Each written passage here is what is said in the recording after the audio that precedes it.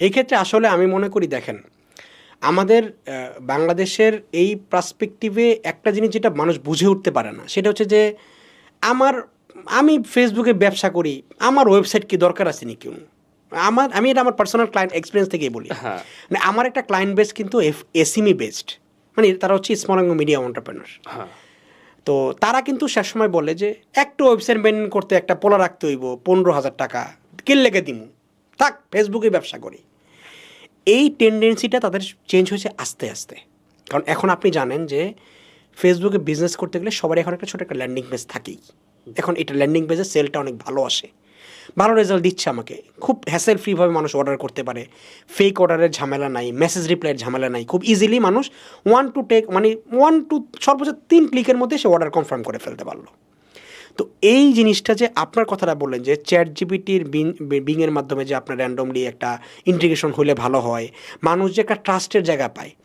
F কমার্সে যদি suppose আমি যদি আপনার মনে করেন সাপোজ আপনার একটা প্ল্যাটফর্ম আছে গিফটের, এখন আপনি বললেন যে ভাইয়া, আমি বললাম যে ভাইয়া আমি গার্লফ্রেন্ডের পরশুদিন জন্মদিন, আমাকে কি একটা কিছু দেন তো। আপনি আমাকে 50টা ছবি পাঠাইলেন। এখন বসে বসে আমি ছবি চেক করব নাকি আমি দেখব? এখন আমি বললাম ভাইয়া আমাকে 1,000 টাকার ফুল বানায় দিন, ওর মধ্যে মাঝখানে ডেরি মিল্কের একটা চকলেট। এখন আপনি করতে পারেন। এখন আপনি প্রশ্ন করেন স্যার কয়টা 1,000 টাকার নোট দিব? আমি বললাম ভাইয়া 10টা দেন। 10টা হলে ভরলো না। এতগুলি প্রশ্ন আপনি রিপ্লাই করতে করতে এফ কমার্সের মধ্যে কি অনেক বেশি পরিমাণ ঝামেলা। এটা যদি ই কমার্সে হ্যাঁ আপনি অপশন রাখলেন 1,000 টাকার বুকে বানাইতে পারেন 10টা, 20টা, 50টা, আমি চুজ করে দিলাম যে 50টা হইলে কমপ্লিট আমার। ই কমার্স প্ল্যাটফর্মটা এই গিফট আইটেমের জন্য, এবং কি শুধু gift item, specifically gift item না, সব ক্ষেত্রেই আমি ই কমার্সকে বলি তার ডিজিটাল মেনু কার্ড। এই যে নিশ নিয়ে কাজ করুক, যদি সে স্পেসিফিকলি নিশ নিয়ে কাজ করে তার এই ডিজিটাল মেনু কার্ডটা ই কমার্সটা অবশ্যই দরকার।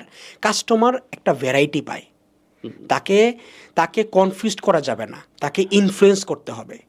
আপনি কাস্টমারকে কনফিউজ করার চিন্তা ভাবনা থাকলে, যেমন দারাজে আমি আমার এই 10 বছরের একটা কাজিনের 12 বছরের আমার কাজিন হানাফ নাম, সে মোবাইল ইউজ করতে পারে খুব ভালো, দারাজ থেকে প্রোডাক্ট করতে পারে। এখন আমার এই প্রথম দিন যদি দারাজ থেকে অর্ডার করছে, ভাই আমার দারাজে ঢুকলে ধান্দা লাগে। এখন আমি বলি ধান্দা কি? না কয় ধান্দা লাগে। আমি কি ধান্দা কি? কয় আমার কাছে কেমন জানি কনফিউজ লাগে, কোনটা থেকে কোনটা অর্ডার করব। কাস্টমারে কনফিউজ করা যাবে না, কাস্টমারকে ইনফ্লুয়েন্স করতে হবে। আপনি যদি তাকে ইনফ্লুয়েন্স করতে পারেন যে আপনি আমার কাছ থেকে প্রোডাক্টটা কিনেন, I am the number 1, I am the problem solver, আমি আপনার জন্য ভালো কিছু করতে পারবো, আপনি যা খুঁজতেছেন সেটা আমার প্ল্যাটফর্মেই আছে। এই ট্রাস্টটা যদি সে আপনার ই কমার্সের মধ্যে পেয়ে যায় তাহলে আপনার জন্য অনেক পরিমাণ ভালো হবে। এই স্পেসিফিকলি নিশে ওই প্রশ্নতেই আমরা থাকবো যে স্পেসিফিকলি নিশে আপনি কাস্টমারের ইমোশন নিয়ে খেলতে পারবেন, ইমোশন নিয়ে প্লে করতে পারবেন। তাকে কনফিউজ করা যাবে না, সে আপনাদের ইনফ্লুয়েন্স হবে, আপনার কাছ থেকে সে আপনার রেগুলার বায়ার হয়ে যাবে যদি আপনি ভালো প্রোডাক্ট নিয়ে কাজ করেন।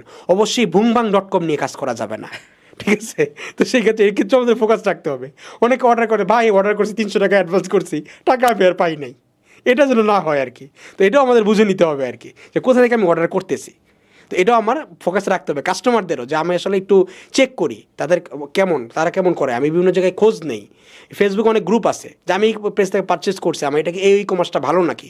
অবশ্যই ভালো ই কমার্স হলে একাধিক পারচেস থাকবে। আপনি পোস্ট করলেন, আশেপাশে কেউ কোনো কমেন্ট করলো না, মানে এই কমার্সের ঝামেলা আছে, এই কমার্স কোনো বিজনেস করে না, তারা একটা স্ক্যামিং বিজনেস করতে আসছে। সো এটাও আমার ফোকাস রাখতে হবে যে স্পেসিফিকলি নিশ নিয়েও স্ক্যামারদের থেকেও সাবধান।